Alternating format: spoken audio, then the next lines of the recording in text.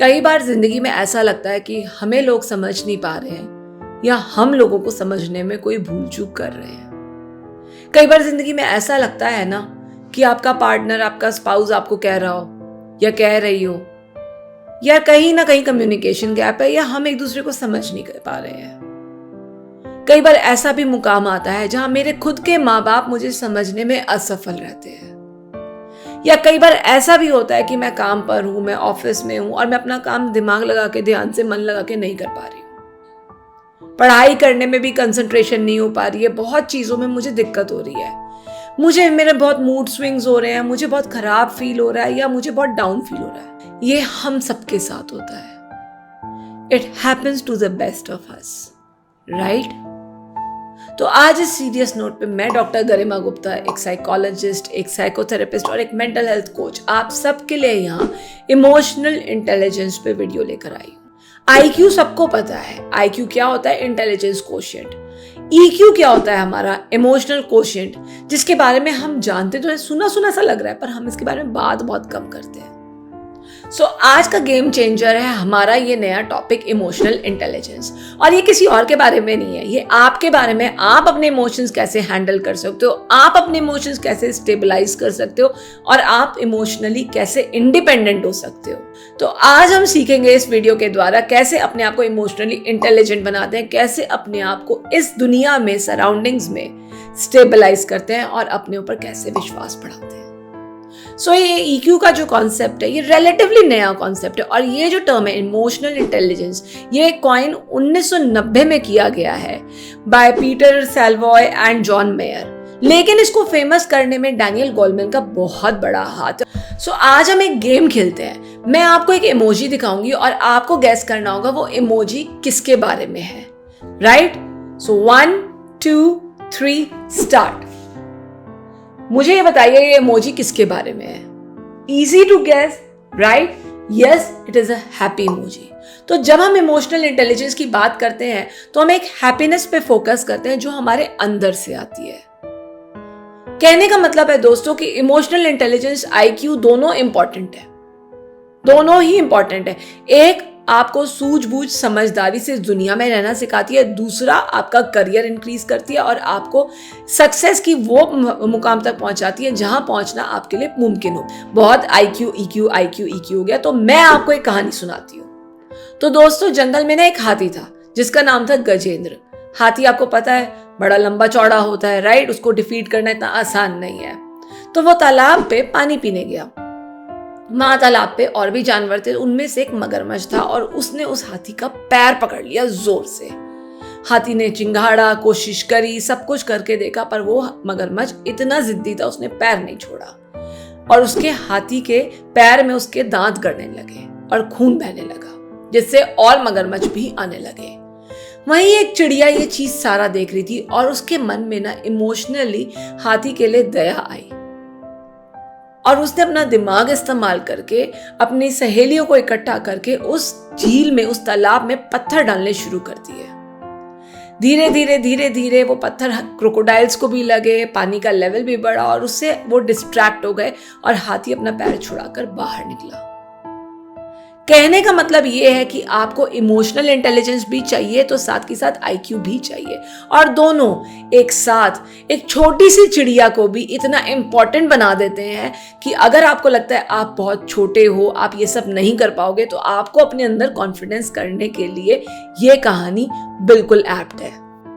अब मेरा दिमाग ना ये सोच रहा है ये EQ क्यों इतना इंपॉर्टेंट है? IQ से जब काम चल गया चिड़िया का, तो ये EQ क्यों इंपॉर्टेंट है? Number 1, EQ helps us in dealing with our daily skills in life. ये हमें एक्सप्रेस करना सिखाता है और हमें कम्युनिकेट करना सिखाता है इफेक्टिवली।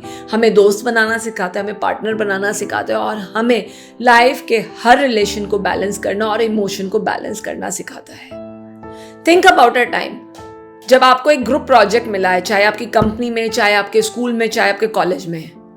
माना ये IQ काम आता है, लेकिन क्या उस टाइम आपको इमोशनली एक दूसरे के एस्पेक्ट्स को हैंडल करके, समझ के, एम्पैथी काम नहीं आती? एक टीम बिल्डिंग काम आती है, एक ग्रुप वर्क काम आता है। That's why EQ is very important in daily life. Number 2 दोस्तों, इमोशनल इंटेलिजेंस या इमोशनल कोशिएंट होना इसलिए जरूरी है क्योंकि ये आपको एम्पैथी सिखाता है। कभी आपने कोशिश करी है बचपन में अपने पापा के, अपनी मम्मी के जूते पहन के चलने की और आप लड़खड़ाए हैं, राइट? सो इमोशनल इंटेलिजेंस आपको किसी और के जूतों में रहकर उनकी पोजीशन समझने में हेल्प करता है। कई बार आमतौर से हम देखना ही नहीं चाहते कि दूसरे की जिंदगी में क्या चल रहा है, बस इंप्रेस हो जाते हैं। It helps you in seeing behind the scenes. और नंबर 3 और सबसे ज्यादा जरूरी, इमोशनल इंटेलिजेंस आपको आपके इमोशंस से दोस्ती कराता है। वो आपको समझाता है कि अभी आप इरिटेट हो रहे हो, शायद आपको गुस्सा आ जाएगा, या अभी आपका मूड अच्छा है तो आप इस टाइम पर हैप्पी फील करके ये भी कर सकते हो या कुछ और पेंडिंग काम खत्म कर सकते हो। तो इमोशनल इंटेलिजेंस आपके अपने इमोशंस से एक फ्रेंडशिप कराता है, एक बॉन्ड बनवाता है, जिससे कि आप वो डोपामीन, वो सेरोटोनिन अपने अंदर जनरेट करके खुद ही खुश रह सकते हो। आपको किसी और चीज की जरूरत नहीं है। सबसे इंपॉर्टेंट, आपके टॉप 10 स्किल्स में वहां EQ भी मायने रखता है। सो इंटरव्यू में जाइएगा तो इमोशनली इंटेलिजेंट क्वेश्चंस जो पूछे जाए ना घुमा के, उनका इमोशनली इंटेलिजेंस से ही जवाब दीजिएगा। अब हम ये इमोशनल इंटेलिजेंस डेवलप कैसे करते हैं? Number 1, be an active listener. मैं एक कहानी सुनाती हूँ आपको, अकबर और बीरबल की कोर्ट की कहानी सुनाती हूँ। एक बार अकबर के दरबार में एक आदमी आया और बड़ी प्रॉब्लम्स लेके आया। कहने लगा, महाराज मुझे आपको कुछ बात करनी है, मुझे आपको कुछ सुनाना है और मुझे न्याय चाहिए। शायद मुझे लोग नहीं समझ पा रहे, शायद मैं लोगों को नहीं समझ पा रहा। अकबर किसी काम में मशरूफ थे, उन्होंने उसको डिसमिस करते हुए कहा, आज नहीं कल आना, और उसको वहां से भेज दिया। जब वो बाहर जा रहा था, उसको रास्ते में बीरबल मिले। बीरबल ने कहा, बड़े चिंतित दिख रहे हो भाई, क्या हो गया? जैसे ही बीरबल ने ये बोला, वो आदमी फूट फूट के रो पड़ा और अपनी कहानी सारी बीरबल को सुना दी। अगर बीरबल न सुनता तो उसके मन में ये रह जाता कि राजा ने आज मेरी बात नहीं सुनी है, ये राजा मेरे को कहीं भी प्रोटेक्ट नहीं कर सकता। अगर बीरबल ने उनकी कहानी पूरी सुनी, उनको सुनकर दिलासा दिया कि भैया सब कुछ ठीक हो जाएगा, तो शायद किसी चीज का हल नहीं हुआ, लेकिन उस आदमी को यह विश्वास बन गया कि राजा के यहां मेरी सुनवाई होती है। तो सबसे पहले दोस्तों, सुनना सीखो, और इस कहानी से यह सीखो कि हमको सुनना जरूर चाहिए, सुनकर उसको समझना भी चाहिए, क्योंकि क्या पता वो इंसान सिर्फ बता के हमें सल्यूशन खुद ही निकाल ले, लेकिन उसको इमोशनली कोई तो अवेलेबल होना चाहिए ना, जैसे हमको चाहिए होता है।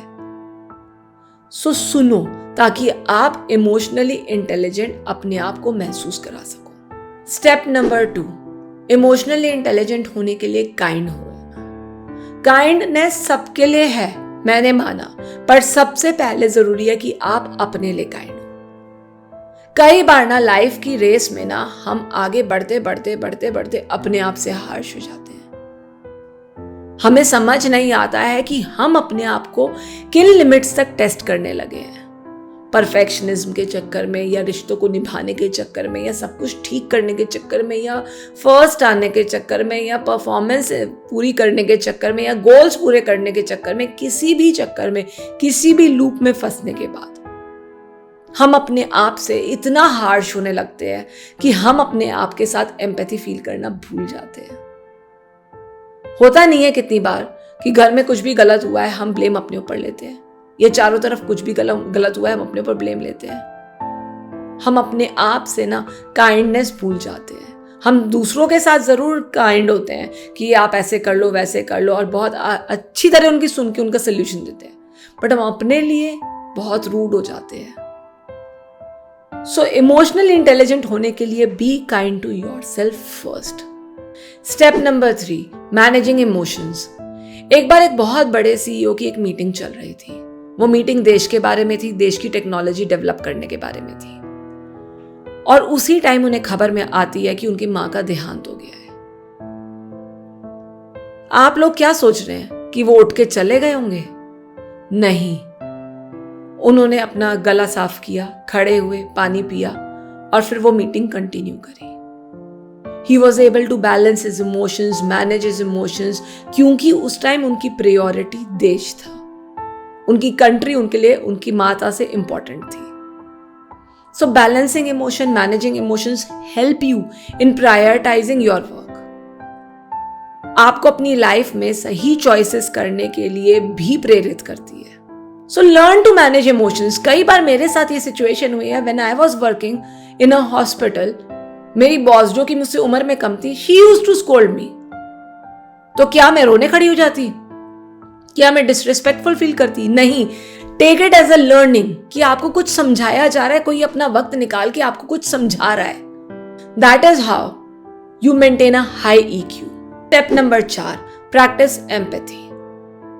एक बार क्या हुआ, एक महाराज, एक मॉन्क एक रास्ते पे जा रहे थे. तो पहले कच्चे रास्ते हुआ करते थे और वो खड़ाऊ पहनते थे, राइट.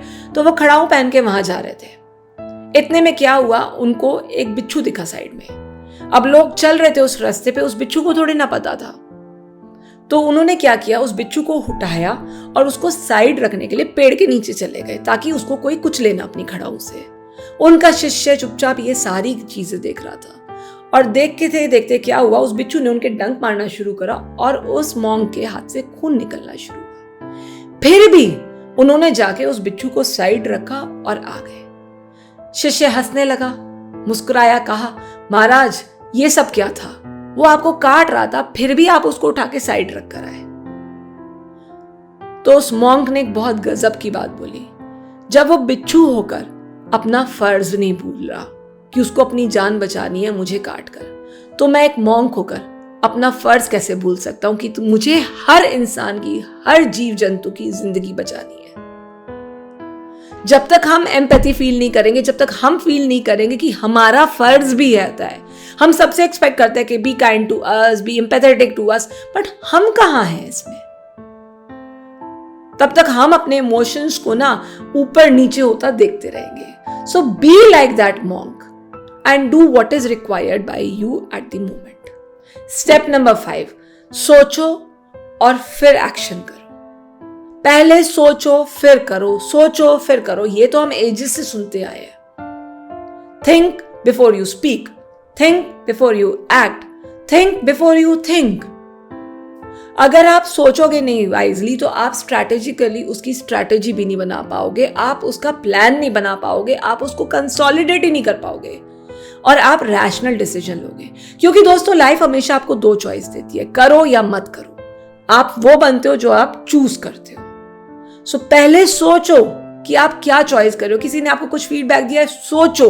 किसी ने आपको कुछ बोला है, सोचो. लाइफ में कोई सिचुएशन आई है, स्ट्रेस आई है, सोचो. हर बार उसको सोचो और फिर बिना ओवरथिंकिंग के लूप में गए हुए उस पर एक्शन लो. Number 6 to be emotionally balanced is आप डिसिप्लिन और डिटर्मिनेशन कल्टीवेट कीजिए. आपकी मोटिवेशन आज है, कल नहीं है, परसों है, फिर 4 दिन नहीं है, उससे कोई फर्क नहीं पड़ता. आप कोई काम, अपनी टास्क पूरी नहीं कर पाओगे चाहे कितनी भी गोल सेटिंग कर लो बॉस. पर अगर आप डिसिप्लिन्ड हो, सुबह एक टाइम पे उठते हो, रात को एक टाइम पे सोते हो, एक टाइम पे खाते हो, एक टाइम पे वॉक करते हो, अपनी एक्सरसाइजेस पे ध्यान देते हो, अपने ऊपर ध्यान देते हो, अपने चारों तरफ के लोगों पर ध्यान देते हो, तो आप जरूर आगे बढ़ोगे. आप अपने सारे इमोशंस बैलेंस कर पाओगे. और अगर आप 18 साल से ऊपर हो तो ये तो आपकी नैतिक जिम्मेदारी है, ये आपकी पर्टिकुलर जिम्मेदारी है, अपने ऊपर जिम्मेदारी है कि आप अपनी लाइफ की जिम्मेदारी खुद लो. आप अपने लिए खुद नहीं कर पाओगे तो जिंदगी में किसी के लिए भी कुछ नहीं कर पाओगे. So be responsible for your own self and your own emotions. और वो इमोशंस भी ठीक तभी हो पाएंगे जब आपकी लाइफ आपकी मुट्ठी में होगी. So be disciplined, be determined और आप सब कुछ कर सकते हो. You can move the mountains if you believe in yourself. और अपने ऊपर बिलीव करने के लिए अगेन आपको क्या चाहिए? डिसिप्लिन. सो इमोशनली इंटेलिजेंट होने के लिए डिसिप्लिन होना बहुत जरूरी है. तो दोस्तों चाहे कितनी भी बड़ी यूनिवर्सिटी से पढ़ जाओ, चाहे कितने भी बड़े CEO बन जाओ, हमेशा याद रखना अगर किसी को समझा नहीं तो क्या किया जिंदगी में. Be empathetic, be emotionally intelligent, be aware of the emotions of everybody around you. लेकिन पहले be aware about your emotions, क्योंकि सबसे पहले वो ज्यादा जरूरी है. सो अगर आपको ये वीडियो पसंद आया है तो please do like, subscribe and share. And signing off, doctor Garima Gupta. Sayonara. फिर मिलेंगे, जल्दी मिलेंगे.